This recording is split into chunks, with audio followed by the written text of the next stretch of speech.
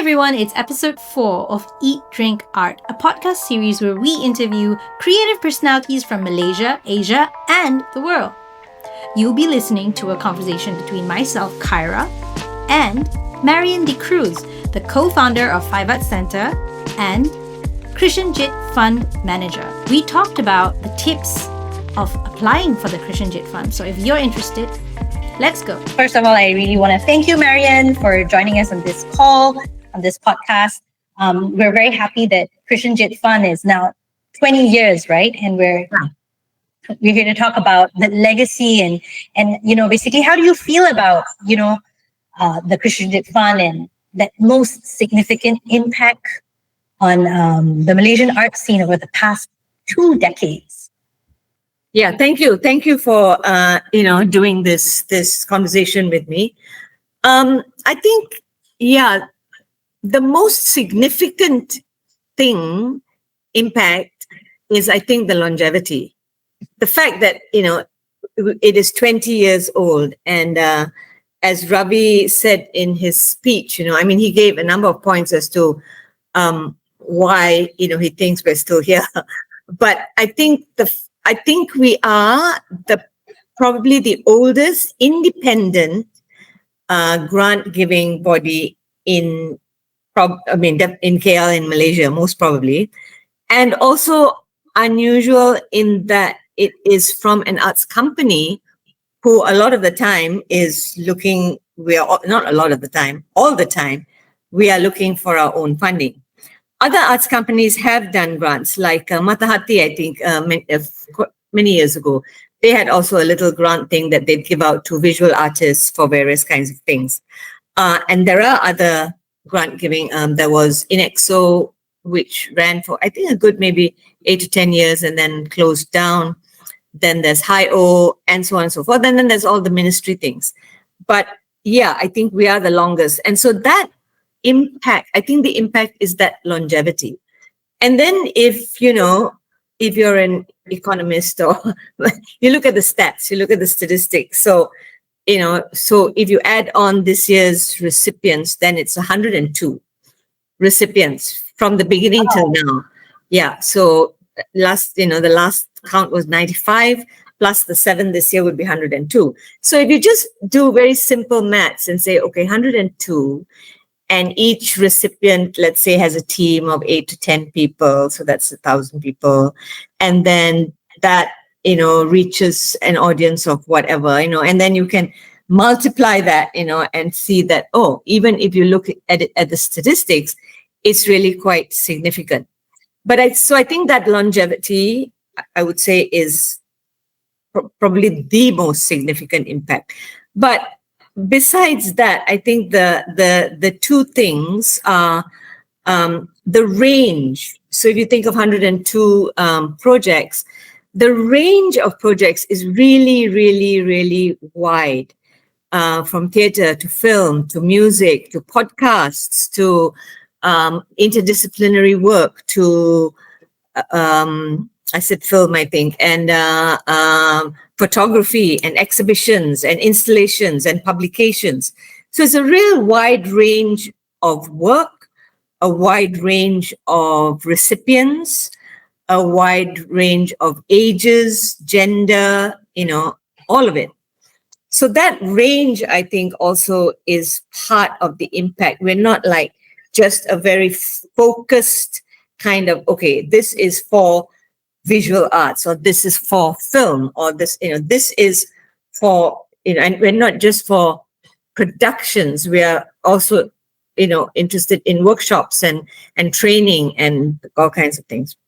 So that range also, I think, is an impact. And I think the third thing for me is the impact on that individual artist, on those 102 artists, and how then they get a grant to do a project, and then that project and that team of people they work with and the audience that they reach out to then impacts their thinking, their development, their future work, and their development of an artist. So when I meet these artists who have got grants before, and I talk to them and I go, oh my God, and some of the artists tell me, Yours, the Krishen Jit Fund was the first 10,000 that we got. And after that, we managed to get, more money from other sponsors, to then realize the whole project. One name that just comes to mind right now is Gogularajan, whom everybody knows. He's the hero of the day. But, Gogu got a small grant from us. I think it was 8,000 in 2021 for, his project called Plantation Life, where he was just going to do a documentary of, interviews with people about life in the plantations. And that was going to lead into a feature film about it.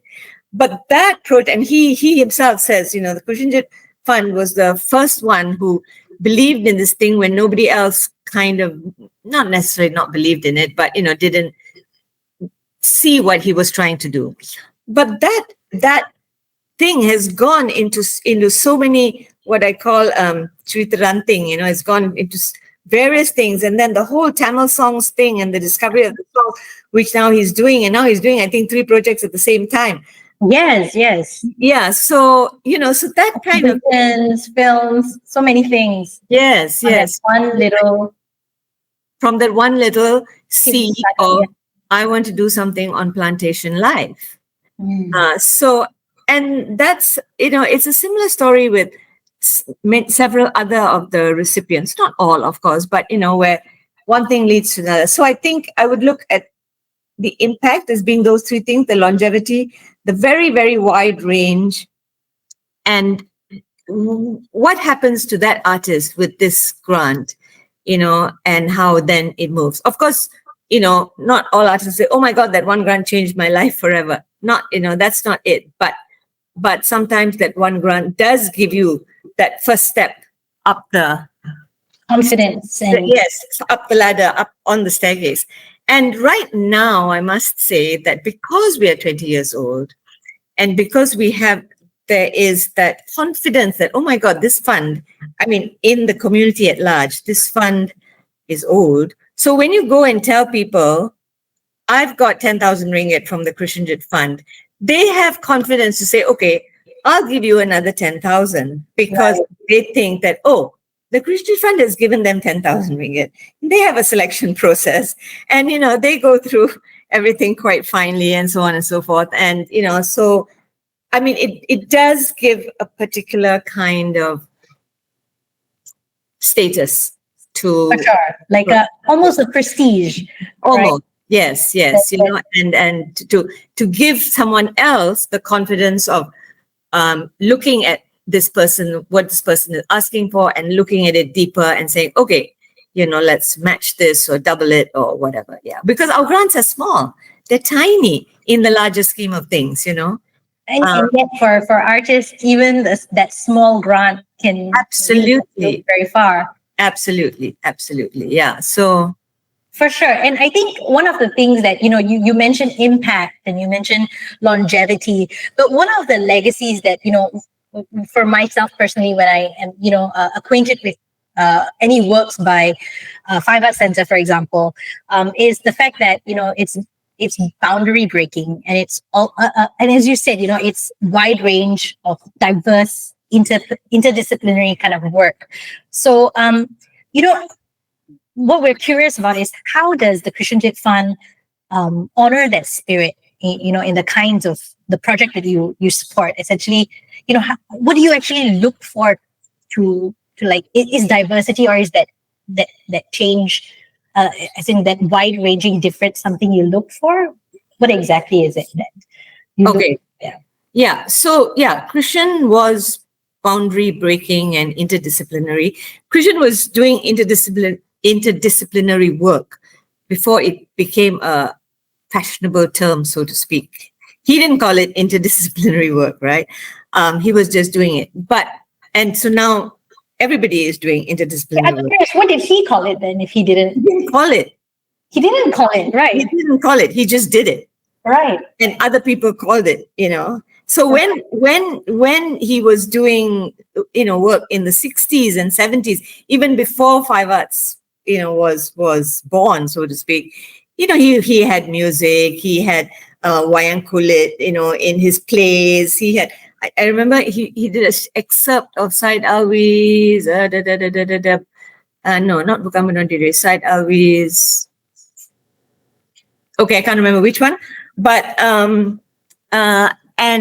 he had this little, a screen and then some shadow thing happening in the not with humans behind, human shadows doing out certain things to depict certain scenes and so on and so forth. So he was including music and dance and movement. And when Five Arts did 1984, Five Arts was born in 1984, but when we did Keith Wan Choi's play in 1984, no, we did Keith Wan Choi's play in 1984. In 1985, right, there was a giant screen. So this is 1985. So there was a giant screen, and I think it would have been shot as a movie, not as a video. And but it was this giant screen of Mano Maniam on the screen as Big Brother. Right. So this is in 1985. And in the chord in 1984, he had movement and all. So Krishen just did it, but he also looked towards, he looked at many things for inspiration, and some of it was traditional theatre. So if you look at traditional theatre like Mat Yong, Wayang Kulit, Bangsawan, Chinese opera, Kathakali from Kerala, Kabuki from Japan, or wayang orang and things from Indonesia and so on and so forth. They are all interdisciplinary. They all have music and movement and dance and acting in it, right from the forms here in Malaysia and across the world. I mean, Western opera, everything. So I think the idea that we have now created interdisciplinary is not accurate, because really it has been part of traditional theatre forever and ever. Amen. The Wayang Kulit Dalang, for example, the Wayang Kulit puppeteer, he manipulates the puppets. Yes, he knows all the characters. He knows the voices of all the characters. He plays every instrument in the orchestra. He conducts the orchestra. He's a one-man or woman hero. Right. And this has been going on for years, if not, I don't know. I'm just curious with Krishen, when because you were speaking, he was your spouse, right? So yes, essentially he was unafraid to take on, these traditional arts like wayang kulit, for example. To my mind, I'm thinking, with respect to all the adi gurus and the the masters of the craft, it might seem a little bit intimidating to sort of, take that on and sort of, I guess, sort of riff with it, right? Like and just mix match with it. But Krishen Jit didn't have that fear. Well, no, he didn't. He treated it with a lot of respect, and he was very good friends with a lot of the gurus. Right. He was very good friends with Dalang Hamza and so on. He had a huge amount of respect, and he didn't just fool around with these forms. He took it for very specific reasons and used them quite judiciously and carefully. And he was unafraid to do these things, but he was also very aware of his audience. He was not good, he was very aware of and very concerned about how the audience was going to be able to access the kind of theater he was doing. So he was not going to do things which were going to be so experimental that people were going to look at it and go, what is this? He was very concerned with his audience. In fact, he used to say to me, because when I was doing contemporary dance, I was sort of like, oh, I got to do this, and not like I don't care what the audience thinks, but this is what I got to do. And so he used to say that I was braver than him in trying to the artistic voice, right? Like so true to your artistic. Yeah, and and I would say, well, the audience just has to work. harder than, I'm sorry, and so he was more concerned with, no, we have to give the audience something to work with. But, to go back to the question, how do we then choose a project? No, we don't purposely look for interdisciplinary. We don't purposely look for a nice mix of race and gender and age. We really just look at what is this project and what is interesting with this project. And yes, in the spirit of the Krishen Jit work. Now, but then Krishen Jit's work was very, very rangy also. He didn't just do the very experimental work, do a whole play in a house where people have to carry their stools and move around. He also did kind of your more, what one might call mainstream or more, safer kind of theater in the theaters. So he did it all. He didn't say, like, oh, the rest of it is not worth it. He felt that there was a place for everything. And he kind of did quite a range of types of things, very experimental things, but also things which were more less experimental, I would say. So when you look at the work, the projects over the years, you find that some work which is extremely experimental, and you go, oh my God, like, how did this person think about this? And then others which are, more, okay, this is a theater piece, and he's trying something new. It's not the greatest revolution in the world, but it is still really, really worthwhile, and it is still interesting. So if I want to think back of like some of the really experimental, in 2022, Taha Long did something called Tido Lamba. Oh, I love that. Yes. Did you see it? Yes. I didn't get to see it, but I basically wrote about it, and right. I thought the premise was really beautiful. Yeah, a simple thing of balik kampung and communal sleeping arrangements. Yes. And the way he set it up, he had in Kongsi KL, he had this giant mosquito net, and then people were inside, and there were cushions all around. And we, the audience, was asked to lie down and sleep and look up at the multimedia, which was on the ceiling at some points. So Puitin, who is on the panel, we are lying there looking at the thing. And, we had a great time. And then, of course, they did performance. They told stories and ghost stories and things like that. So that was like extremely experimental.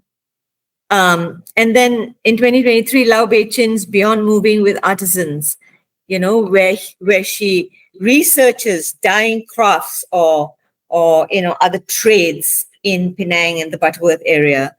And then she uses that material and then usually collaborates with a dancer, a dramaturg, a performer, and creates performance. And extremely interesting and extremely experimental. She did one on the roadside typewriter typist. Yes. Who types under the tree kind of thing, And so in the performance, she had a table and there were two of them, and they're typing to each other. It comes up on a screen and you can see the text and the story of this old uncle, and then, what do they call them? Petition writers. That's what they call them. Yes.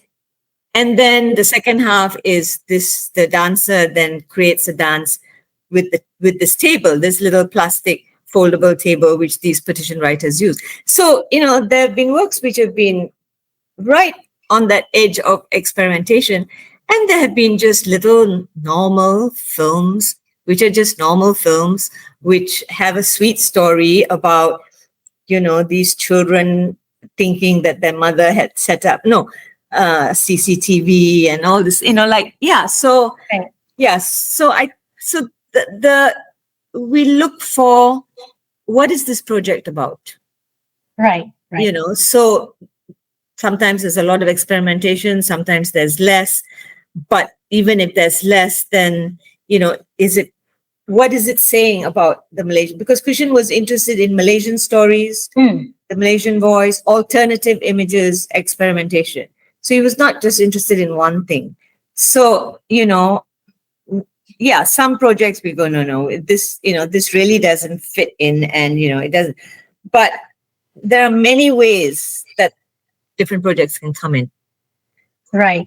I guess the thing that probably because it's been 20 cycles essentially that Yes. Krishen Jit Fund has been giving out to, as you said, 102 recipients and so many thousands of audiences. But perhaps you might have noticed any like trends that kind of or shifts in the kind of projects that in the applications. Like, is there something that you've noticed that stood out for you? Well, in the last 2 years, I've noticed that people are using ChatGPT. Oh, wow. Which is unfortunate. No, you can tell, after a while, especially because our form actually is very easy. It's very applicant friendly. It's not an online thing where you cannot go to the next page unless you finish this page. It's a simple Word document. Okay. You can even print it out and write and then send it to us. It's very simple. Okay. But in the last 2 years, I noticed it last year and this year, you can tell, especially, so there's description of project, and then there's objectives, 4 objectives, maximum 4, and then tangible outputs. And in those, you can see that, okay, because you can see similarities between the wording in different projects. So, we're reading 78 applications. After a while, I go, didn't I just read this a few applications ago? You can see that. So you can see that those are standing out now. Does that mean that's an automatic disqualification? No. There are other things in the application that we can see. And I'm not saying that people shouldn't use the technology but then at the end of the day, it still has to be the value of the project. So if you write it and then ChatGPT kind of cleans it up and presents it in a better way, okay. But there is danger if you just feed the idea into an AI and then, then yeah. So then, is that something you can tell? I'm curious, right? Can you actually tell the difference between, for example, an original idea with maybe some grammatical cleanup with ChatGPT or something versus an idea that's completely, probably generated by ChatGPT? I wouldn't say 100%, but right now, I think so. For now, yes, we can tell what is a good idea for a good, interesting project.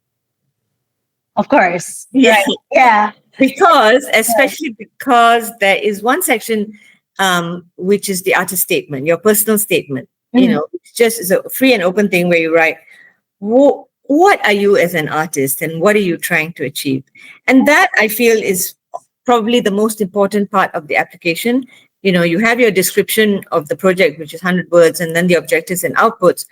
And then further down, you have this artist statement. That's where we can tell, okay, what is this artist about? What really is this artist about? And very often, it is in the artist statement that you can glean.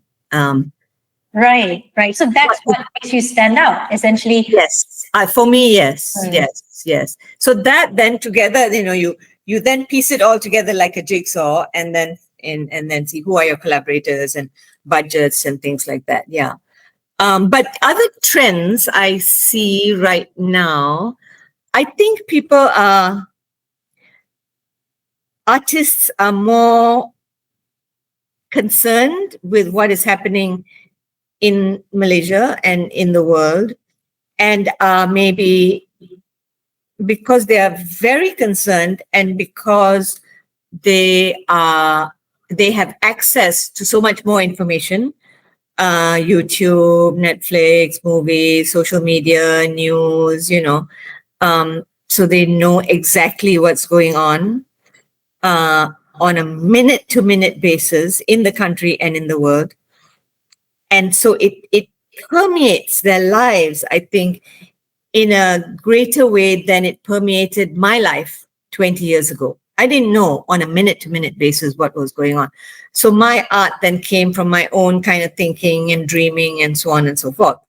But I think artists now are fed, and therefore the work is, the stories that artists want to tell, I feel, are more current. They are almost braver. They are dealing with the heavy issues, which More are political? Is that what you're referring to? more political, socio-political commentary. We had two, I think, applications this time on bullying. Mm-hmm. We've had applications on migrant voices, indigenous voices, more and more over the years on the indigenous voices, or working with indigenous people, doing workshops, film workshops, to empower the voices of the Orang Asal and Orang Asli. So the shift, I think, is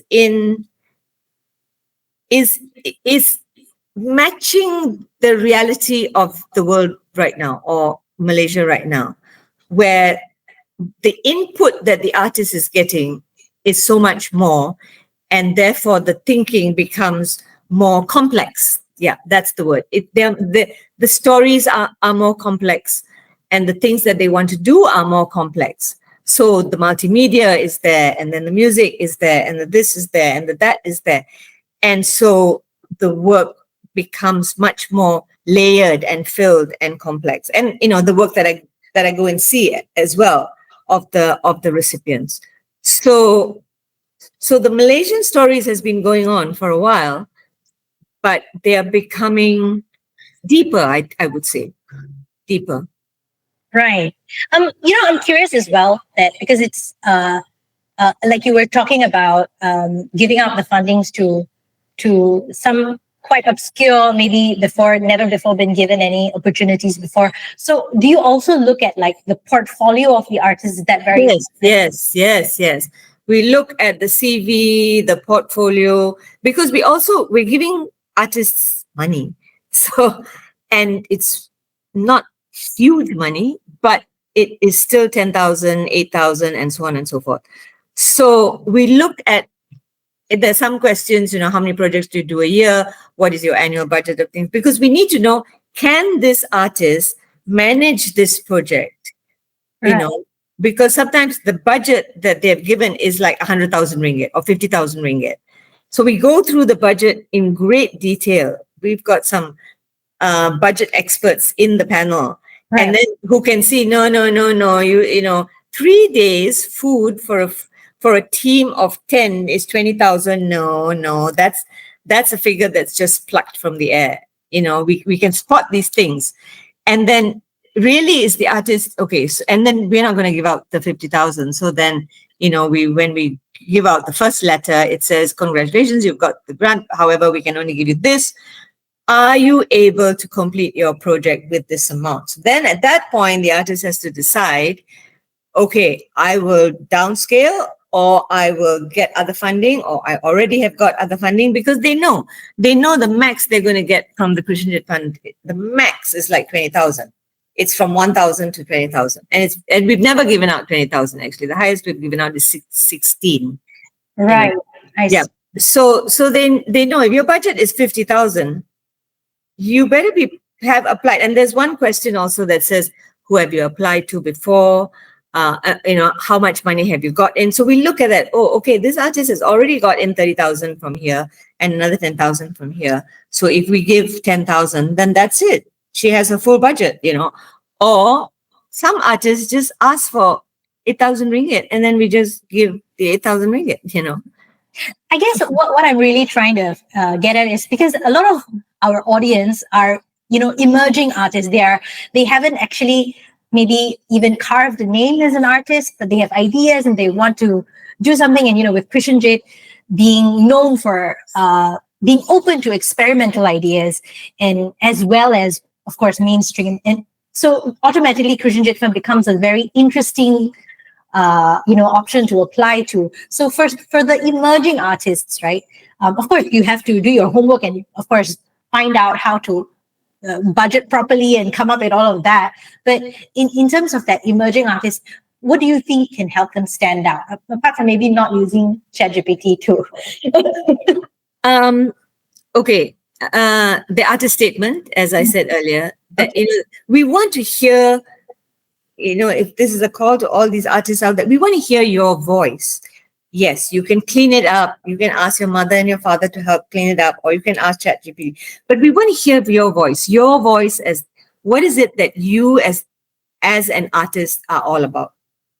And then where budgets are concerned, we are one of these strange funds. So the application comes in, and then if the budget is a mess, then we call them or write to them and go, look, your budget, kind of. And I often offer to look, call me and, tell me what you want to do. And I have actually helped people create a budget that, is Sense. Yes, I do. I do budget tutorials. Wow. I've done it. Yeah, for free. I'm a budget queen. I can just do a budget like that. So I help them because exactly what you're saying. Like a few years ago, somebody emailed back and said, but I don't know how to do a budget, Marion. So I said, okay, when are you free? And then I called and then we worked through, okay, what are you doing? Where are you doing it? How many people are involved? Okay, how much do you want to? And then so this is how you do a budget. It's not complicated. It doesn't have to be 10 pages. It just has to be one little table and that's it. So I've done that. And okay, we're not going to help them write the description of their project and their objectives and all, but I have helped people on budgets. So that's one. And for the emerging artist who doesn't have a company, so we are one of the few also who will give out the money in your name. So, if you, Kyra, apply and you have no 5 Art Center behind you, some people will not give you money unless you have a company, because then a company is being audited and so on and so forth, right? But we trust you and we will give you the money in your name, in your bank account. So for emerging artists, that's rare. And I think Hire also does it and Inexo also used to do it. We will give it. Very good encouragement. I think. Yes. I totally love that spirit. I think even at Eccentrica, when we receive a lot of poems and short stories, we also notice that sometimes the language isn't their strong point, but what they have to say is so moving and so important. Yes. That's what really matters in the end. Yes. And, I always think of myself as, an artist who throughout my work has had a company behind me to support my work. In the early days, it was just 1 or 2 people, but still there would be somebody who would produce, there would be somebody who would, get the funding in and, run it for me. So then when I think of the independent artists who don't have the companies, not everybody can just overnight have a big company behind you. So and we will support that kind of individual work. And sometimes we will take the risk and say, okay, this artist has not done much, but it's a good project and all, then we take the risk. Yeah. And wow. But I think this is really good news, I think, also for a lot of a couple of the recipients this year as well who are, from other represented communities or even marginalized places and people like the Orang Asli who probably, someone who is very creative but doesn't have a company behind them. Yeah. So is this something that Krishen Jit Fund is purposely seeking out? Is it like something that you want to platform, I guess, the underrepresented communities more? Not necessarily, no. Right now, our platform is, what is the project? How interesting is this project? Right. How valuable is this project to the artists and those involved? How valuable is this project to the community? Of course, those things are very subjective, right? how valuable is it? But what is the worth of this project? What is it saying? We are not like, oh, this year we're going to give out at least 50% to marginalized and all. No, we don't do that. In fact, Ravi in his, let me see if I can find my notes. Yeah, Ravi's speech again. He said, "This fund is a dismissive fund. We are dismissive of gender, of race, of religion, of socio-economic background. We do not believe there is such a thing as bad art. There is good art, there is dark art, there is strange art, there is weird art, there is, I'm not sure what this is art, but there is no bad art." He said in his speech. And I think that idea of being dismissive, is quite a wonderful idea, because dismissive is such a negative word. But that we're dismissive of all these things, and then what we're looking for is an interesting project in the spirit of the work of Krishen Jit. Yeah, that is always there. Yeah. And Krishen Jit, I guess he was what he really wanted to share was, or give out more to the audience is it Malaysian voices? Is it? Yes. I think, right from not right from the start. I mean, his early years in theatre were doing things like Julius Caesar and stuff when he was in school. I think he was the first local to play Shakespeare in Victoria Institution or something. I'm not sure, but yeah, Julius Caesar. But, once he started doing his own thing, he was interested in Malaysian stories in Bahasa or in English or in multilingual. And he was interested in alternative ways of presenting these stories, which led to the experimentation. Yeah, but the whole setting up of Five Arts Centre in 1984 was about platforming Malaysian stories, and especially in the English language, because in the 60s and the 70s, Malay language theatre was already soaring with Malay language theatre of Malaysian stories. Syed Alwi's Topera and Usman Awang's Dandara and a lot of those kinds of things. But in English language, we were still sort of tied to the Western canon, Shakespeare, Ibsen, Chekhov, and so on and so forth. Except a few in the 60s and 70s, like K. Das and Lee Jufo and Lloyd Fernando, who were writing, a few plays in English that were being done, especially by Lidra in and things like that. But when Five Arts was set, we said, no, we're going to do it in a professional kind of way. English language theatre, Malaysian stories. And the first play was K.S. Maniam's The Chord, which, in 1984 was a very strange thing to do, because suddenly there's this play about Indians, estate workers, and their lives, but written in English and written in K.S. Maniam English. K.S. Maniam English is quite something to behold. I mean, it is definitely not the way we talk. Right. Yeah. But it is, I think somebody analyzed that actually he thinks and talks in Tamil, and then he translates that into English. And therefore, the nuances of that English language are really they're bizarre.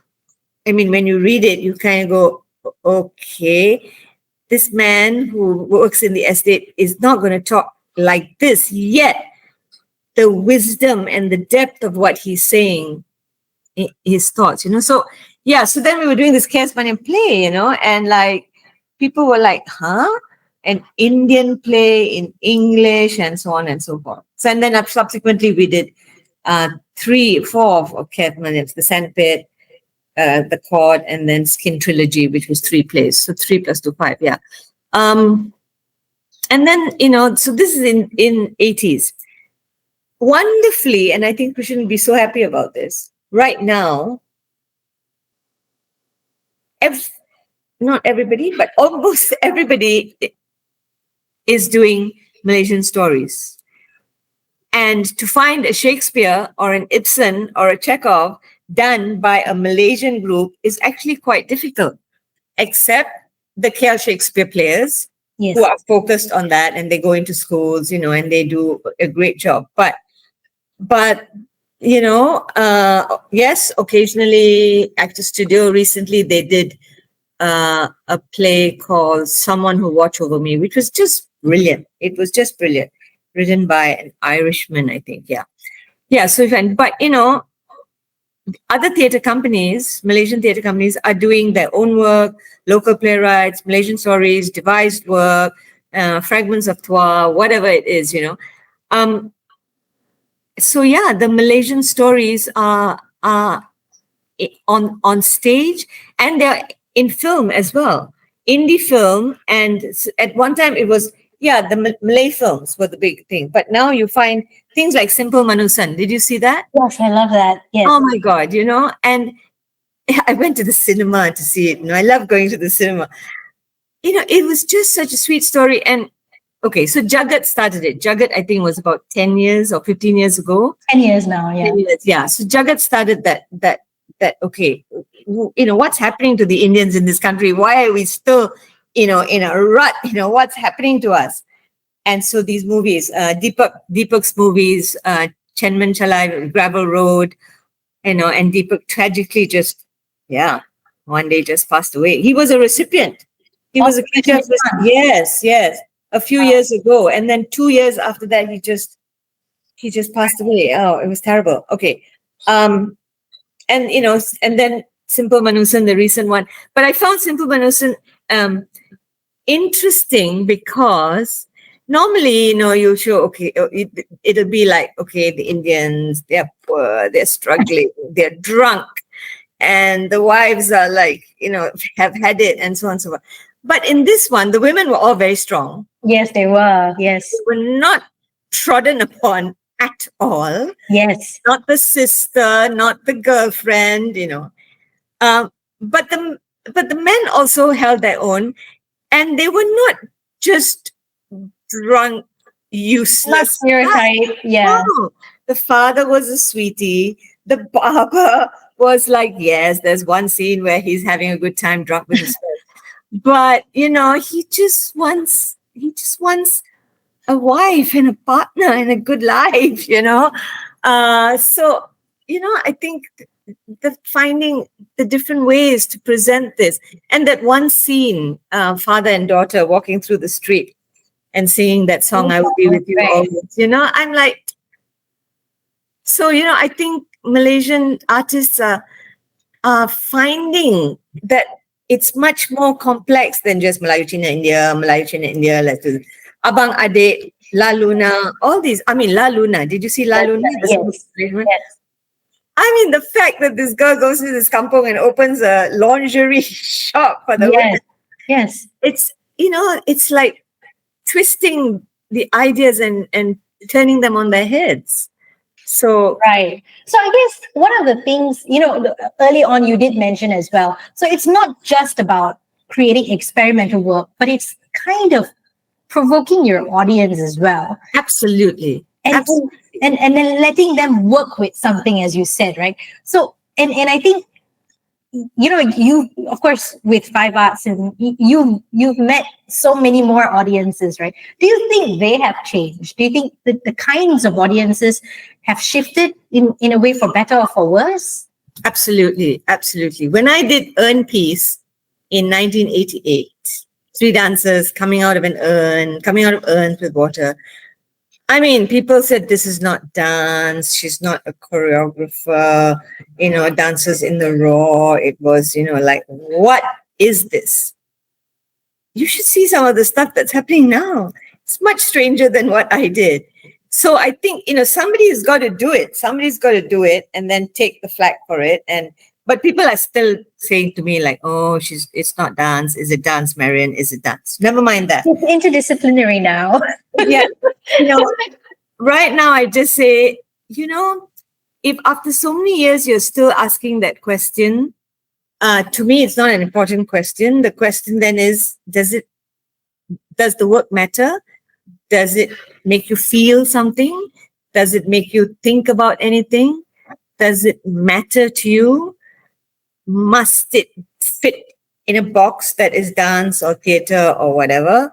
Okay. And if you're still asking that question 40 years later of me, maybe no need already. Maybe you can ask a new question, Okay. But now, in contemporary dance, in theater and all, because, those things happen, not just, from the 80s, but from the 60s and then the 70s. I always say it's people like Farida American, Rahim Razali, Said Alwi, Usman Awang, K. Das, Krishen Jit, these people, they really cleared the jungle and created some paths. And then we kind of came along, but the path was already there.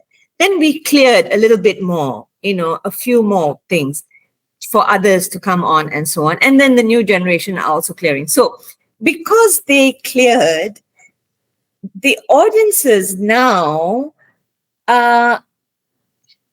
see so much more and are more, maybe not more acceptable. It's not about accepting. They're more discerning. And they still know what they like. And there are people who love Swan Lake and classical ballet and then very experimental. But they have got the experience and the knowledge, not just because of what's happening on the stage in this country, but because of YouTube and social media and TikTok and everything. So even my students, now when I teach class, so I'm teaching history of dance in India and I talk about Kathakali, and then I just say, okay, Google now, find a Kathakali performance to watch. I don't have to describe the costume and everything. Then they see it and then I go, okay, why are the eyes red? And then, I talk about it. But yeah, so there's so much more of the visual experience that then, yes, audiences definitely have changed. Definitely they're more knowledgeable, they have more experience, they know what they want, they're kind of willing to go to something which I'm not sure what it is, but they'll go, because they have reference points. They go, yeah, I saw something really weird on YouTube the other day. And so, I'll go because this Malaysian person is trying to do something. So social media and technology has opened up a whole new world, not just for audiences to be able to receive new things, but for art makers to be able to use them. I mean, the kind of multimedia that's being used in almost all performances right now is like, it's so complex and advanced. And so in that sense, it's going to change, and a lot more things will become more experimental as we have more different channels and more different tech. And I guess this will allow the artists to push the boundaries of experimental in a way, right? But you also talked about sort of like anchoring it and thinking of the audience as well and giving them something to work with. So maybe you could help us spell out what that is.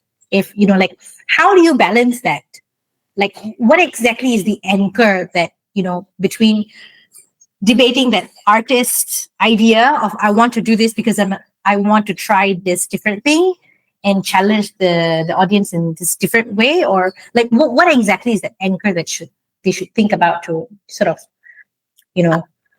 I think first of all, just to go back before I answer this, to go back that it could get more breaking boundaries and pushing, or it could also at the same time go the other way.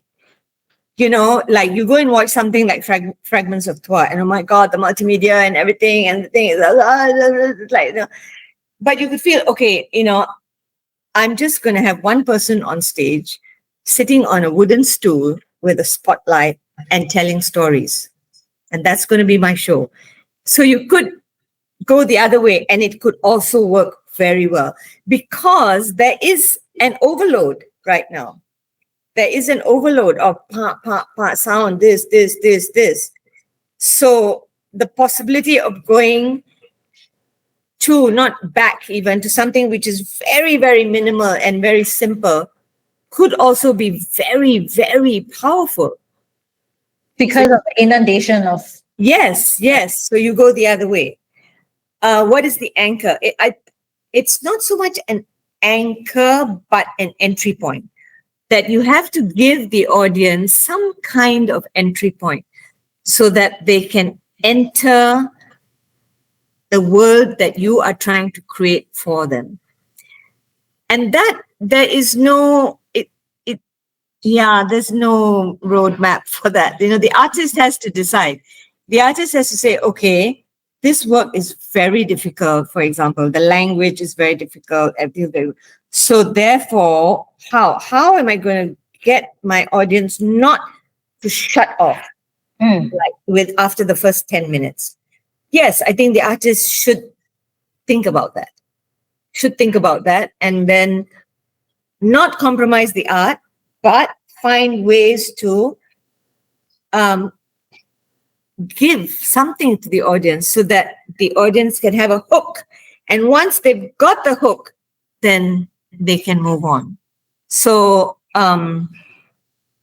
like someone who watched over me, which I saw, which Act Studio did. I mean, there was just 3 performers on stage all the time. The acting was just so good. It was a very accessible and based on a true story and everything. The acting was so good that immediately you're just drawn in and you're happy to sit there for 1.5 hours or 2 hours or whatever it is, totally engaged. Yesterday, Jo Kukudas launched her festival, right, with the event. Were you there by any chance? No, we weren't. We were, because we're based in Seremban. So yeah. It was a very simple event. There were readings of a number of plays. There was a chat with Farida and the actors. And then there were more readings. And then there was a reading between Farida and Rahim Razali of Leela Mayang, which they did in 1970-something. And there were a few props on stage. And then there was a screen that just had, slides of photos of the old programs and things like that. No massive, complicated, complex multimedia. Very simple. What we call it? I'd call it an event rather than a performance, because there was readings and conversations.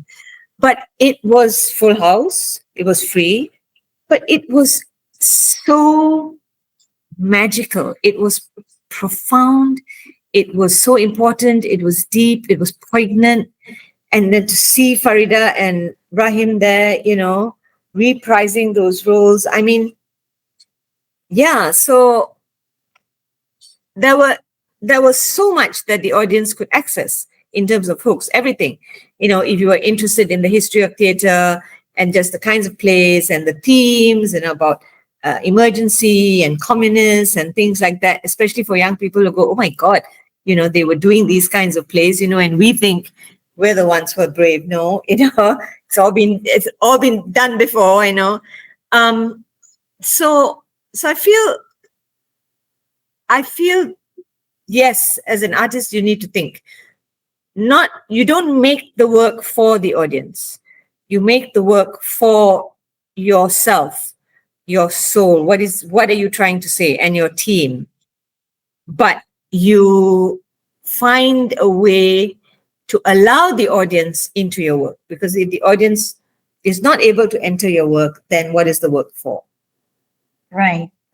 Yeah. It's also very interesting that you've shared, especially with Jo Kukutas, what the eldest left is, this event, and that's also a kind of experimental festival in its way, right? Because it's like you said, it's an event. It's not really a performance, but it sort of is, and it's like a window for a lot of young people to know what took place back then, when you and everyone else, how the jungle was cleared, essentially, right? Yes. And I think one of that is kind of a bit lacking for today, even though we have, we are constantly inundated with Instagram, YouTube, and we know day to day, every second, what's happening in the world or in Malaysia. But I think what's happening in the past, a lot of that archive is kind of buried. Yes, people don't know. And not just, people don't know the history of the country. and that's also because what we learn in school is not quite what really happened. Exactly. So, they don't even know the history of the country. How can we expect them to know the history of theater? How can we expect them to know who is Farid American, who is Rahim Razali, who is Said Alwi? Young theater students have no idea unless they specifically learn it in their theater department and so on and so forth.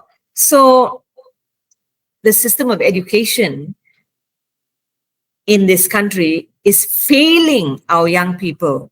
We, the older generation, are failing our young people all the time, every day. It's really, really bad. It's sad, and it's very, very serious. And one of it just came to my mind that you were talking about we were talking about the kind of new stuff that's coming out, and you were saying that people seem to be more in tune with the day to day and the sociopolitics and everything. But that sounds exactly like what the elders did, right? Like what the past artists used to do, and so do you see the similar kinds of, I guess, themes maybe coming out over the years, or has that changed? I think the difference is now there's an overload. Right. There's an overload. And so when it's an overload, it tends to just kind of wash over you. And how much do you really retain? One of my students that they did not know, somebody said something about Israel. And she said, "What's Israel?" Wow. Yes. Today, like now. Yes. Someone... Last week. 21 years old. What? Yes. This is a true story. I have a very active imagination, but even I could not have made that up. I'm surprised. I thought that people, especially Gen Z, were so much more in tune that they would know this and they were part of the BDS movements and things like that. No? Well, I think some of them are, but not all. Right. I think, okay, I'm really not the kind of person who likes to romanticize and say, oh my God, when I was this was all wonderful and everything. I think there's a lot of really, really good stuff that is being done by people today, young people between the ages of, say, 25 and 50 and even more, not just in the arts, but across the board. Designers, online things, startups, or whatever. It's phenomenal, the amount of stuff, the amount of creativity, the amount of discipline, the amount of energy. There's really, look at you. You're a young person and you run this whole thing with your husband. I'm not that young anymore. I felt so like what made you all start this? It was in the interest of the arts, and of course works that you and like KLPAC and the Five Arts Center have done, just being in the vicinity of that, just being an audience actually to the works that have taken place, Mapte and everyone. So that is inspirational, and of course working with a lot of, just being around people who are interested and talented as well. So we decided to start this because we're interested in platforming them and letting more people know about them. And as I guess one of the ways we see our work is also partly clearing the jungle in a way, for more people to know about the Malaysian arts, because there are so many talented people around. Yes, and arts writing in this country is very, very, very limited. Good arts writing is very limited. And not just in Malaysia, I think as Southeast as a region, politically that is lacking. I think it's also the language, especially in English, perhaps more in like Bahasa or Bahasa Indonesia, and even Chinese maybe that's really there, but we don't know of because our main way of speaking is English mainly, right?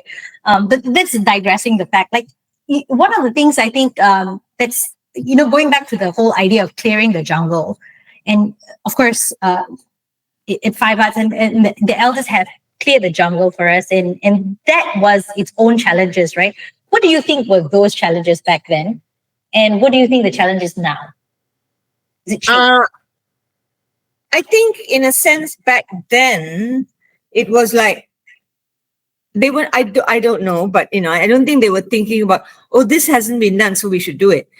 But it was like it's still back to the idea. This is what Usman Awang wanted to write about. This is what Said wanted to write about. Okay, Das wanted to write about, and they wrote, and then they gathered people around them, and they did these productions. And people, Farida was saying yesterday that nobody was paid anything, and so I guess that the challenges were bringing people together and putting it on, and getting the money. A lot of them just spent their own money to put it on and rent theater spaces and things like that. So, yeah. And I suppose the Krishen rehearsals, even in the 80s, rehearsals here at my house and so on. So when we had no space, now we have nice studios and things like that. What are the challenges now? I think there are lots of stories to tell, and people have found those stories, whatever their own voices and whatever story they want to tell. I think the big challenge for a lot of artists is funding.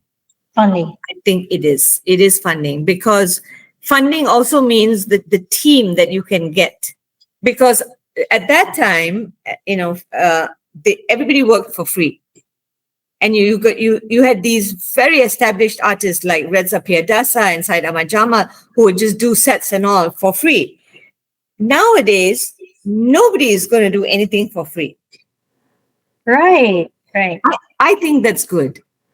I don't think we should go back to the time when you just do everything for free, because the industry must grow. And if we want artists to live as artists and not have to become day jobs and become an accountant or whatever it is,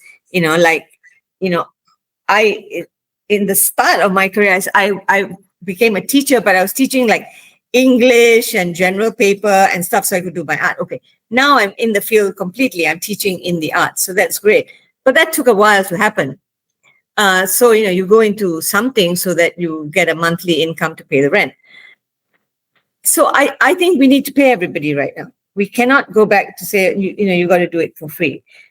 And if an artist has an idea and wants to do something and has a small team even of 5 people and wants to rehearse even just for 1 month, he or she has to pay. And so then funding, I think funding is the biggest challenge. I had one of my ex-students come to me that day asking, she's going to do a full length. She's a choreographer, graduated last year, and she wants to do a full length work of some of her old works at the end of this year. She has booked the venue. She's got a venue, the Ramli Hassan studio, but she doesn't have space to rehearse.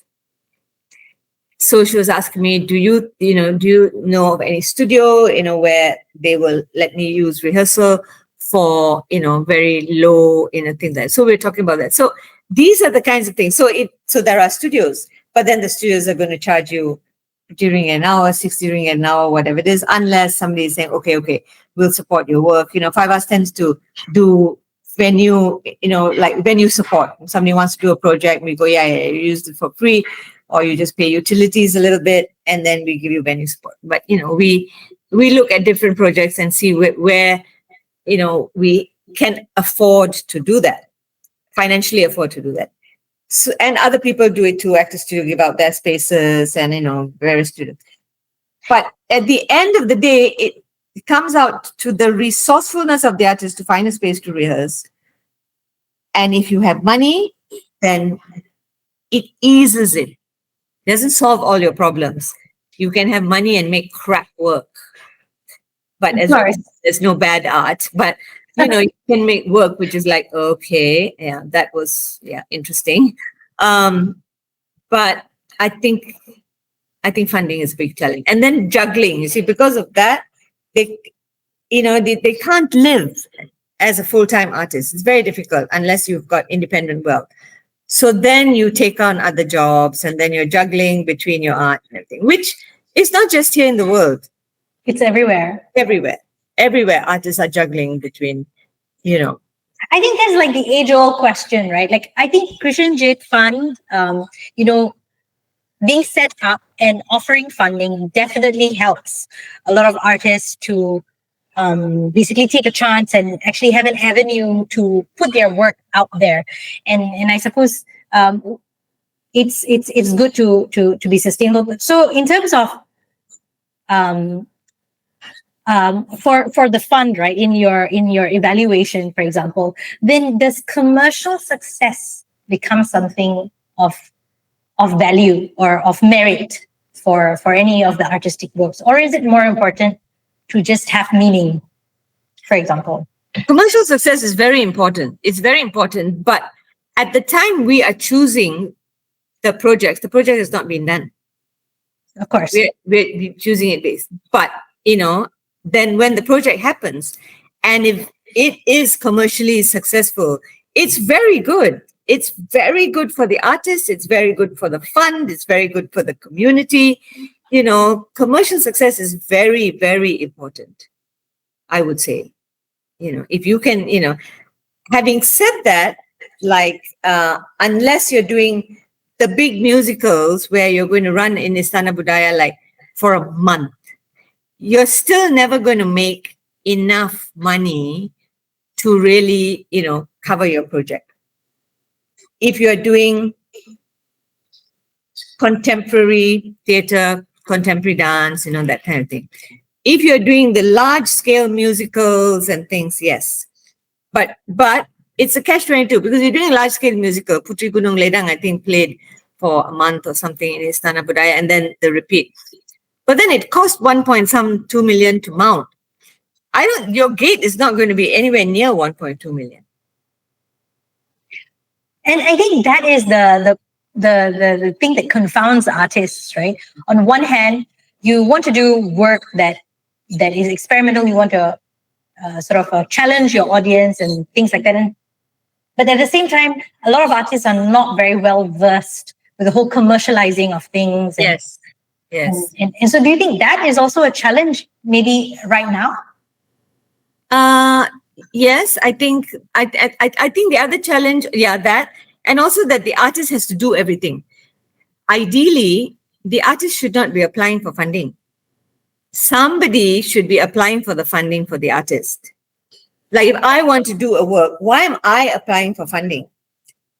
Somebody else should apply for funding. I say, okay, I need 50,000 for this work. Please get the money. And then somebody should do it. Whereas, most independent artists, unless you have a company who will at least support you in putting in the work and putting the applications in for funding and all that, you are doing everything. You are applying for the funds, then you are managing the funds, then you are writing the report after that to the funders, then you are doing the publicity.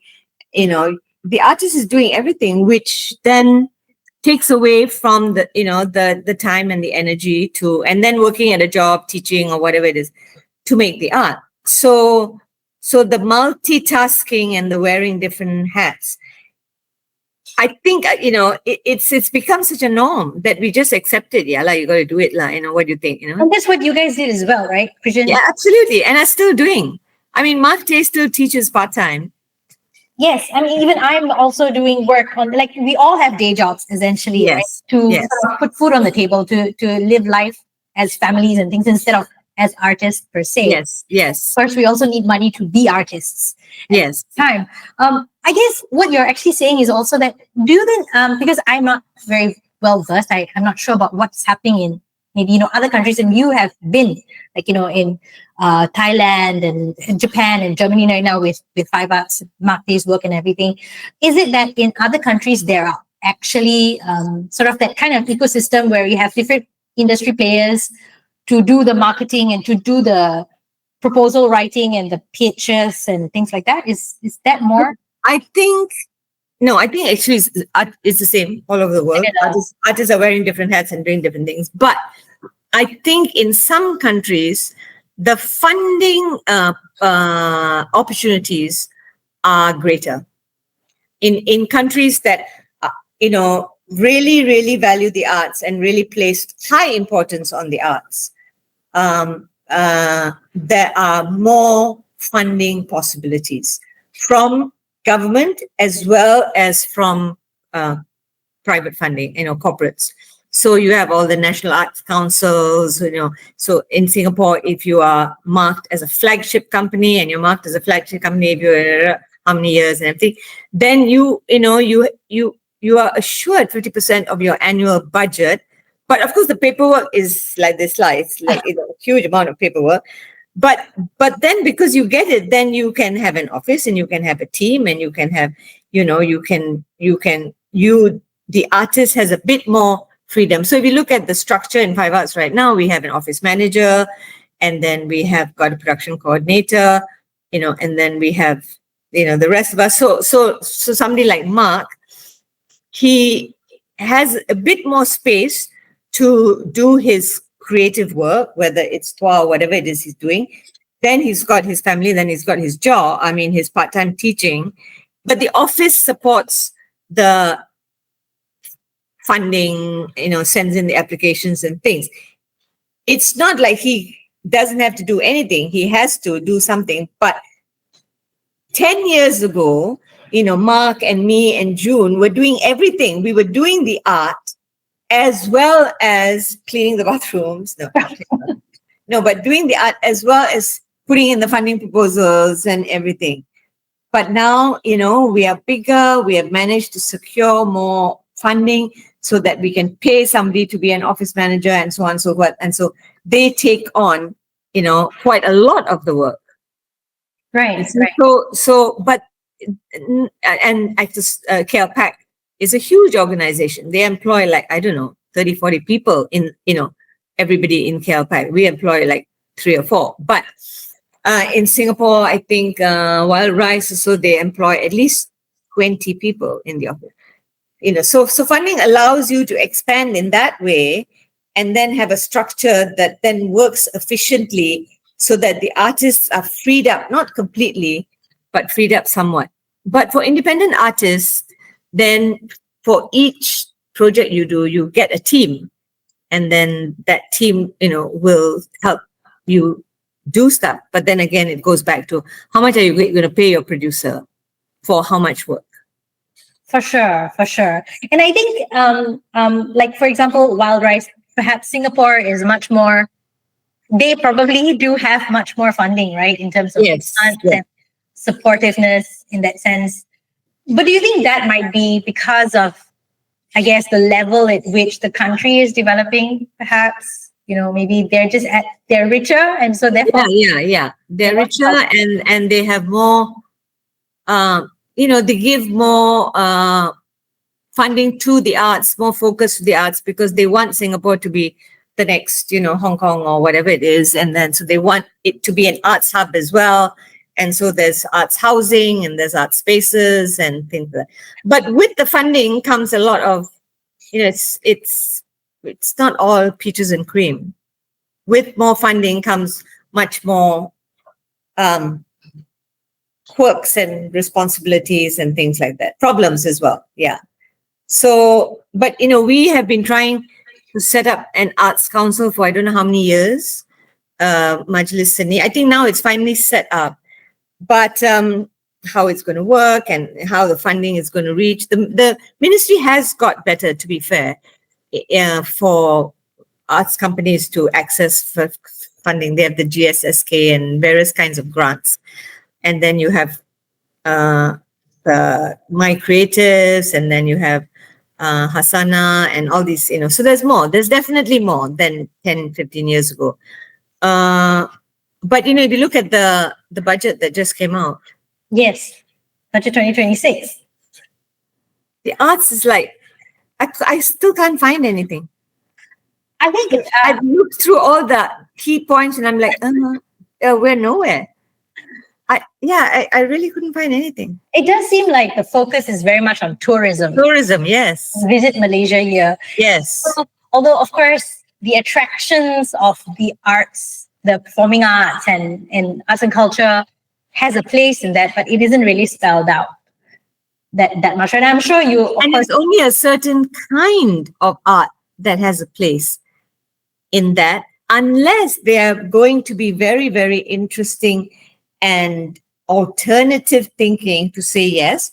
So we have these kinds of things, which are, the commercial type work, but good quality commercial type work for the tourism. But then we also have these kind of experimental, edgy things, which are also our Malaysian stories, and yes, we are going to give you 100,000 ringgit to do fragments of Tua for Visit Malaysia here. I doubt that's going to happen. yes, and that's, I think what I'm thinking of is that, like, so of course Singapore is richer and They're tiny. Also, they're tiny. Yes, they are definitely tiny, but they essentially have these aspirations of being these arts hub and things like that, which is actually not different from what we want as well. Whether it's Malaysia or Thailand or Indonesia, especially because that is already it's a wealth that is sort of like inheritance, right? It's a legacy that's already there. I don't think our present government has any interest in wanting us to be an arts hub. You don't think so at all? I don't think so. I think the focus for so many years and still is on science and technology. Right. And but obviously that has to change, because if I don't think it's obvious to the powers that be. I'm sorry. I don't want to sound like the voice of doom, because I feel artists have decided, let's just do it on our own. We ain't going to wait for no one. Right. We will tap on what's available. Mm-hmm. And yes, we're very happy that this is GSSK and all, and we will apply and make the applications and it's fun. And we will still have reformasi town halls to push for, various things for the government, 15-year plan and all that. We will keep doing that. We're not just going to abandon, but we're not going to wait until we're an arts hub. You know how many times we resurrected the KL Arts Festival and then it died, and then it resurrected and then it was alive for a couple of years and then it died, and then it resurrected. I mean, this has gone on up and down for years. So in a way, what you're saying is we shouldn't, as artists, depend on the government, even though they should, or they should do more. But until this nation decides that the arts, we need that the whole nation, government and private and everybody, has to realize the value of the arts as bringing the nation up into a nation that really has not just infrastructure and everything, but also has a soul and has got, a really vibrant art scene. Until that happens, until there's that major shift in focus, we ain't going to wait. We're just going to do it.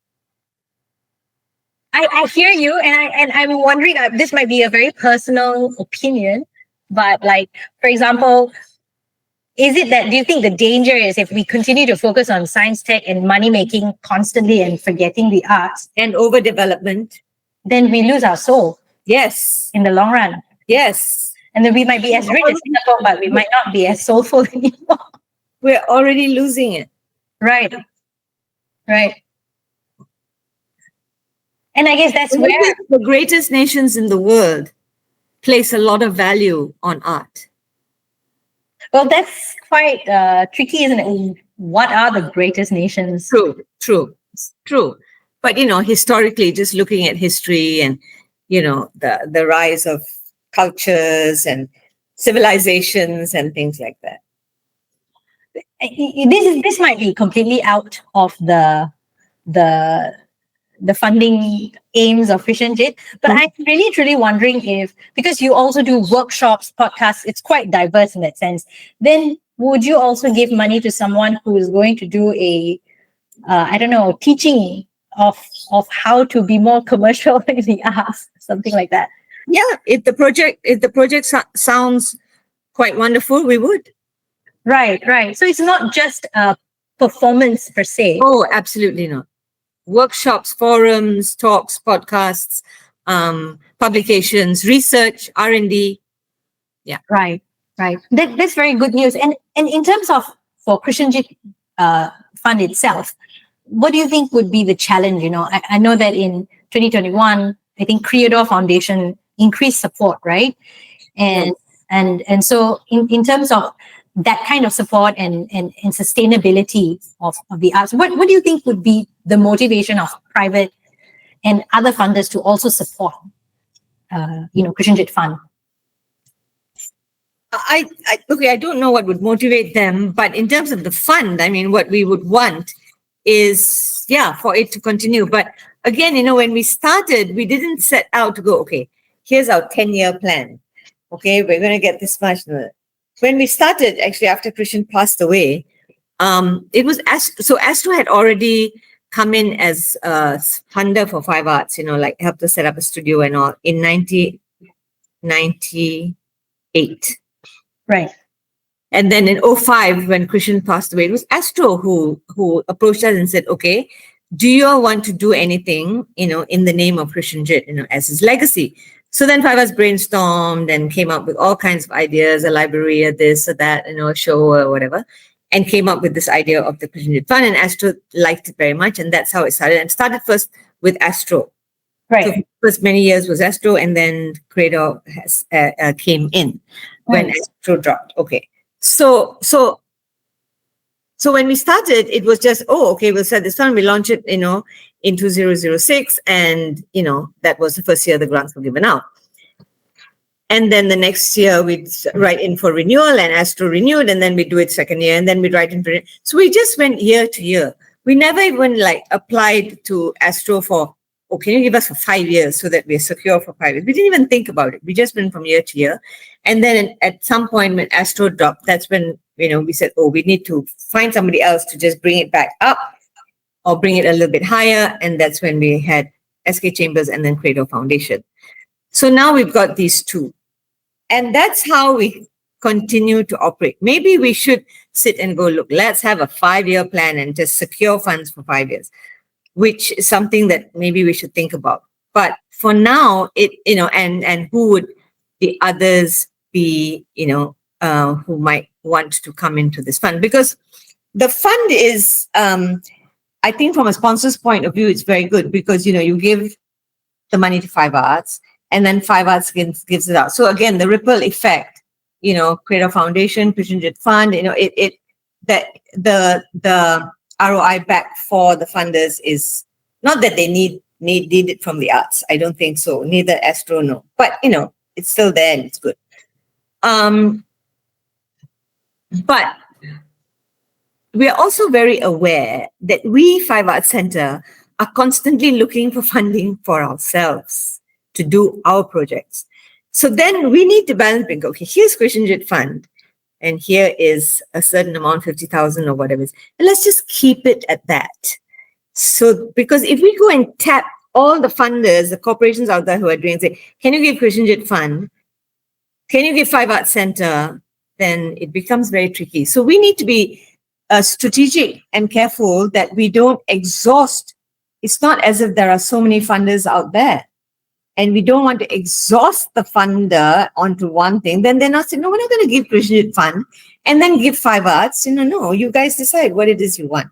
So I think we're keeping the Krishen Jit Fund manageable in terms of funders, in terms of grants, and in terms of amount. And then at the same time, we as Five Arts, are constantly looking for funds from the other existing funders. And Credo, to be fair, has given us also some, not just for Krishen Jit Fund, but for the management of the company as well. So if you get a funder like that, then it's great, So I think, there's a balance, but because we ourselves, if we were just Krishen Jit Fund as a solo entity on its own, then we could just go out to everybody out there, ministry, this, for Khazana, and say, look, we want to make this fund 500,000 ringgit. But we don't want to do that. Right. So it sounds like Krishen Jit Fund and Five Arts Center has the same soul of this artistic soul of where the main aim is just day to day of looking to keep the experimental and artistic voices alive Yes. keeping the soul alive, right, of the arts, especially Yes. not letting that be lost to either commercialism or overdevelopment and things like that. Yes. Right. So, in terms of like, I think if Krishen were here today, what do you think he would be the most proud of? I think he would be quite shocked, actually. I think he would be shocked that 5 Hour Center is still around, 41 years old. Really? Oh, okay. Yeah, because again, that was not, okay, we're going to have a 10-year plan. We'd have like 3-year plan. And we started, was just like, what projects are we doing this year? Okay, let's do 3 projects this year when we started. Then, yes, we'd have a 1-year plan, 2 years plan, then 3-year plan. Oh, fine. So I think he would be quite shocked and chuffed that, 5 Hours is still around. And I think he would be pleased with the growth of 5 Arts, the new generation taking over, the expansion of the company, the new ideas, that we're not still stuck in 1984. In terms of the fund, also, he would be like, huh? You started a fund in my name? Oh, you silly girl. Now look at all the work that you have to do, and you've been doing it for 20 years. Aren't you tired, Marion? Aren't you? Yes, I am. But, I've got a great team in the office that does a lot of the work. So he would, Krishen was a very eccentric man. Yeah. So he would be like, huh? What? On the one hand. But on the other hand, I think he would just be fascinated with these 102 recipients and these 102 projects, and some of it he would look and go, what was that? And others he would go, wow, that was quite something. And Krishen really loved young people. He spent a lot of time talking to people like Mark Tay, and he spent more time with Joe Kukatas, and these were all his favorite people. He spent more time, long hours talking to people much younger than him, than his own contemporaries. Right. Yeah, he was, especially in the last maybe 20 years of his life. In the early years, yes, he and Farida and Usman and all, they were contemporaries. But as he went on, he just became more interested in what was happening with younger theater makers and dance makers and things. And so I think he would be fascinated and amazed at this beast, which is still, the two beasts, 5 Arts and Krishen Jit Fund, of course, are linked. They're married, right? And that are just continuing. One is 41 years old and one is 20 years old, and they're both moving along.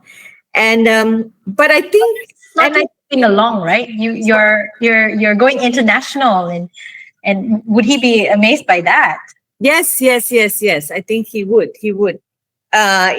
He took very little of his work overseas. He did take some of his work overseas. He did quite a lot of work in Singapore, but we didn't take enough of his work overseas because we didn't work at it. The opportunities were not there. But now, yeah, I think he would have wanted to take. I think that would have been something that he might look at and go, he would have wanted the opportunity to take his work overseas, the kinds of opportunities that Mark is making for himself.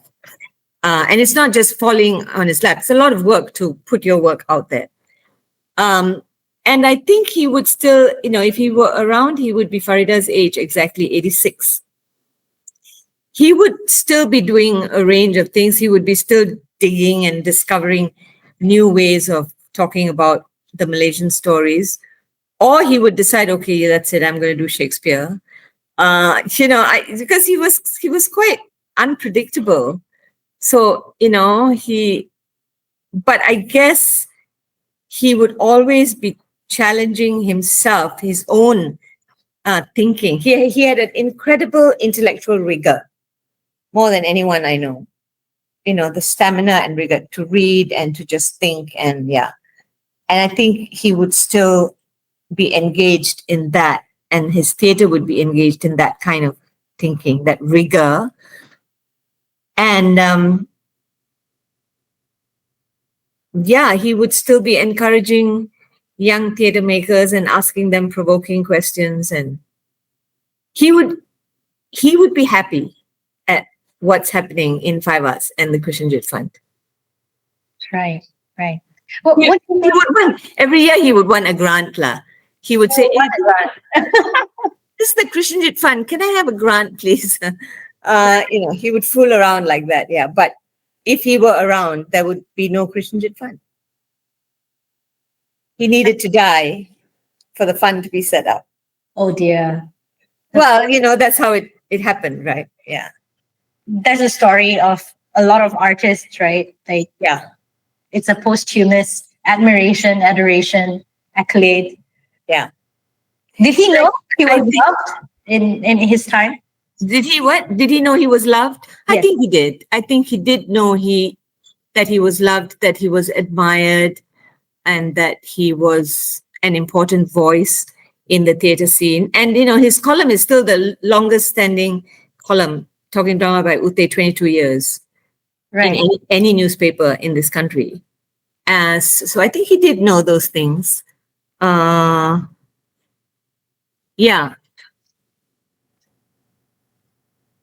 Yeah. Was there any specific provoking question do you think that he would ask any young people now if he met them? He would always ask, why are you doing this? Why you're doing this? Yeah. He would probe, a lot. Mm. And I suppose that's what we need right now, especially at this time, to ask. And I think that's why young people liked to talk to him, because he would probe, but never in a very judgmental kind of way, like, okay, I know it all. Right. No. But, really to try and get them to think about what were they doing and why. And he was very, very, very encouraging. And he admired people like Joe Kutas and Instant Cafe, although he wrote some scathing reviews, and Zahim Al-Bakri. He admired these young ones who came, after him. He really did. He had a lot of respect for Jit Murad's writings, and also Huzair Sulaiman, Ivan in Singapore. So he had a lot of respect for. He was not the kind of person who felt he knew it all and did the best kind of theatre that anyone did. He was quite aware of his own weaknesses, and and really admired the ones that were not his contemporaries but younger than him. I suppose that's the spirit that you love so much, and that's why you started the fund in his. Yeah. And I think like the thing about you wait until a person is gone. I think what's good about the Krishen Jit Fund is it's not about him. It's not saying, oh my God, this man was wonderful and da da da da da. It's like, we're just going to give artists. Yeah, it's in the spirit of, and his name is there, and it's in the spirit of Krishen Jit's work. But it's not like years and years of talking about how wonderful Krishen is. So I think that's a really nice kind of legacy, and a nice way to honor him, to support the next and the next and the next and the next generation of arts makers. Because we did 1 year in 2006, the year after that, we did a year of what we call the Krishen Jit Experimental Workshop Series. So we had something on like every month. And then we did the conference, the Unfinished Business Conference in 2015, I think it was, 15. And then we did a book. So we've done a number of things over the years, and that really like probed into his work and his thinking and all that. So those things were the probes. But this is it's not about him. It's in his name. Yeah. And it's other people have done it. You have the Rockefeller Foundation and this foundation and all. So it's not like it's the most unusual thing in the world, but it's a very good thing, I think. And we need it right now, right? Yeah. We need every possible thing that can give artists some ease to dream, perchance, Shakespeare. Yes. To dream of Shakespeare again, perhaps. Yes, dream of Shakespeare again, perhaps. Why not? What do you dream of nowadays, Marion? Sleeping. Sleeping. No, I'm still working. I teach part-time. Uh, I love teaching. I love my students. They range from the sublime to the ridiculous.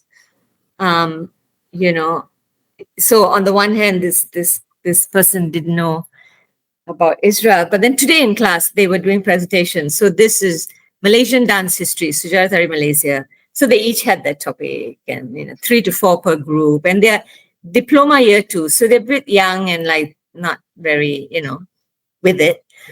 But their presentations were very good. And this one group, 4 girls, they were talking about the Chinese sword dance, which started in China and then is practiced here. They brought swords to class. Wow. And they demonstrated how the sword is manipulated. And they let the other students, a small class of 15 students, try out these swords. So I asked the girl, I said, so Chloe, are you learning sword dance? She said, not really. I don't have a master, but I'm just trying to learn it self-teaching by looking at videos and things like that. I said, how did you get the swords? She said, well, I went to a Chinese website and I looked for Chinese dance costumes and props. And then I looked for the correct sword and I bought the swords. So here's this young girl. She must be 18 years old, 19 years old. She's Chinese. She's come to Aswara. She's learning Malay, Chinese, Indian, everything in Aswara, and teaching herself sword dance. And she's brought these swords to class. And, I'm thinking, so that's the sublime to the ridiculous, because I'm like, how wonderful is this? How wonderful is this young person? Sort of like you when you were doing your experimental. Yeah, and she's just so I love my students and I love teaching. And I still do a little bit of five arts. I did the Itself the Jadi, which, oh my God, I don't know this boy at all, but it was one of the most, I almost cried when I read that review. What was his name? Imran. Yeah. I'm like, who is this child? He doesn't know me at all. I've never met him. I don't know if he has seen my shows, but his review was just so insightful. It really was.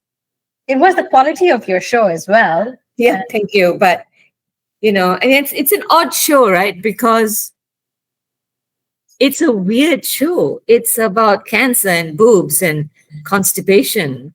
And then it was Full House. And then people are crying and laughing all at the same time. And then you kind of go, oh, what have I done here? Yeah. And I think that's the inspiration that all the artists, would want that experience that you had to touch people that way, right? Mm-hmm. And you still have all of that. Do you still have more coming out of you to do something like that again? I don't know. If it happens, it happens, That really happened over quite a few years. Yeah, that's what I'm noticing with you. I'm a bit like hesitant. I know the question that wants to come is what is going to happen in the next 20 years? What's the future plan? But I also know that that's not really the question to ask. Yeah, you can ask the question, but yeah, I have no idea. And so many times I've said, oh, this is my swan song. So I've stopped saying that. Itself Terjadi is called Itself Terjadi because really itself terjadi because of the Zoom and everything. It's a long story. I won't go into it now. But so, something else might just roll and happen.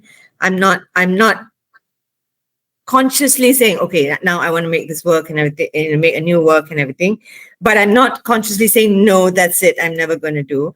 I do have some niggles in my head about bringing back some old projects. So there's one project I did in 2006 as part of the Krishen Jit Experimental Workshop series called Choreography for Non-Choreographers. And a lot of people are asking me, Dula again, please do. And it was a very good project. And really, it's for non-artists to learn about choreography. And that was the kind of the beginning of my phase of what I call democratizing the artist space, the art space, and opening like, hey, choreography is not some golden ball in the sky. There are tools. You can learn 1, 2, 3, 4, 5, and then once you put into action the 1, 2, 3, 4, 5, and you can make a choreography. Whether it's good or bad is another question. Then you go on to the next thing. But there are tools. There are just tools. So I just taught people these tools, and we did this performance, and it was quite wonderful. So I want to do that again. And then, of course, the Earn piece has had many iterations.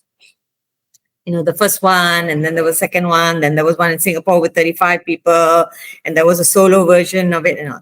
So I had this idea, which I was talking a few years ago, just by chance talking to one of the original dancers, Noraini Jane Arifin, who's Tuanku right now, but of doing a version of the Earn piece with children.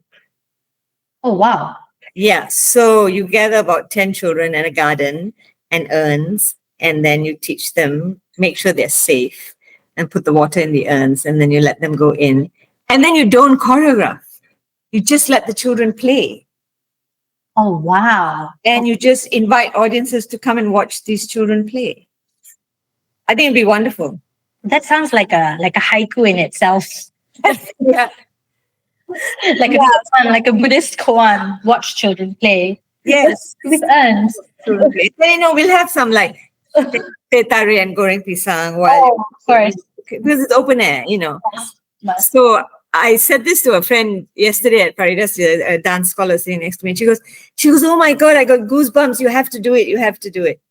So, so the things are always flying around in my mind. But these days, what I do is I tell people the ideas in the hope that somebody steals the idea and runs with it. Steal the idea and run with it. Take the idea. Apply for Krishen Jit Fund with it. Yeah, steal the idea. I will even help you, give you all the details on how to do it. Then I don't have to do it anymore. Budgeting as well. You just do it. Yeah. Right. That sounds really wonderful, actually. And it's this conversation I've had with you has ended on a very hopeful note. To summarize, it doesn't matter if it's bad art. What is bad art, right? So apply, even if you think you have bad. Oh, absolutely apply. I tell the story of one applicant who applied 9 times. Every year, should maybe skip one day, and finally got it last year. I think it was her 10th time. Wow. Okay. So Sharifa Alisha applied 9 or 10 times and finally got it and did this wonderful project called Traces, the film project with Thea Palan. So apply. For sure. I think that's definitely very hopeful, as well as you help with budgeting if it's yes. being.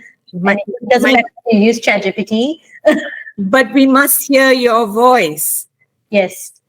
We must be able, through all that ChatGPT, we must say, yes, I hear this voice.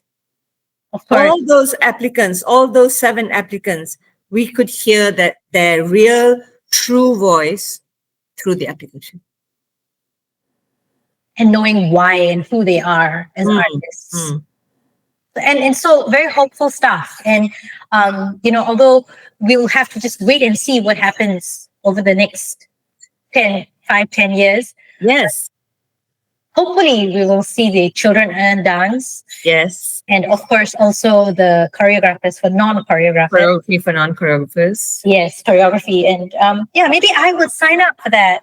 Well, yes, please do. I'm trying to work out the logistics, because at that time I was so much younger, and it was a 60-hour workshop. Whoa! Over a month, I think. So it was 3 times a week, 3 hours per session. Something like I worked it out like a mathematical, thing. Okay, so then we have 10 hours, then we have 6 weeks, and I knew how much I could achieve in 60 hours. So now I'm thinking, 3 hours per session, 3 hours a week. Oh no, I can't do that anymore. So how, I need to manage it in a way that it's more suitable for my energy levels and age at this stage. Yeah. So hopefully there will be many people who reach out to you and say, we want to steal that idea and we want to apply for the fund. Yeah. All right. So thank you so much, Marion. I think we've come to, I guess we can wrap it up. It's Right. been a pleasure talking to you. And I think Krishen Jit is a constant inspiration. And, I'm sure it will and continue to, I guess, spur more creative thinking and creative souls and nurture that. And we will, as artists, hopefully we band together and support ourselves instead of relying on. Support each other, I think. Yeah. Like Five Arts now, because we have grown, we do a lot of, like, we provide venue space, we collaborate with, now we're doing this Theatre Untuk Semua, working with disabled and Right. so various things. So, when companies have got those kinds of resources of space and everything, they do support each other. So it's, we need to support ourselves, you're right, and do the work. But we also need to find ways where we can really support each other. And, you guys support us by, platforming us on your platform and all that. We do what we can. We also noticed, and we've learned over the years that we've been around, which is only since 2016, is that the arts is not a really so much a competitive, like, cutthroat dog eat dog world. It's more of a nurturing space where you need to work with each other to help each other out, and because that's the only way we all win. Yeah. Thank you so much, Marion. Thank you. Thank you very much. Thank you for watching this episode of Eat, Drink, Art. If you're a creative person with something interesting to share about the work that you do in the arts and culture in Asia, reach out to us and we'll rope you in to be part of this podcast. You can email us at editors@eccentrica.com. See you in the next episode.